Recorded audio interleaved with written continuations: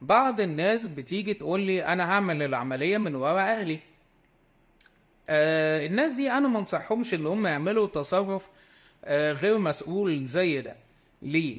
اولا انت في حاجه اسمها السوشيال نتورك بتاعتك، اللي هي الدايره الاجتماعيه اللي بتدعمك واللي بتوفر لك الدعم والحمايه. الدايره دي لازم تكون قريبه منك يوم العمليه، لازم تدعمك في قرارك دون، لازم يكونوا حواليك يساعدوك ويمشوك ويحسسوك بان في ناس دايما جنبك وفي ناس دايما بتساعدك. ده غير ان حضرتك كده كده قرار العمليه انت مش هتقدر انك تخبيه.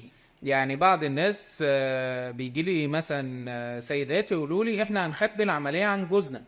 انا شايف ان ده تصرف غير مسؤول، وان جوز حضرتك لو عرف ممكن يكون لي رد فعل عنيف جدا. وانك لما بتخبي عليه انت بتفقدي الدعم بتاعه، ومع الوقت هنبدأ الثقة بتنعدم بينكم.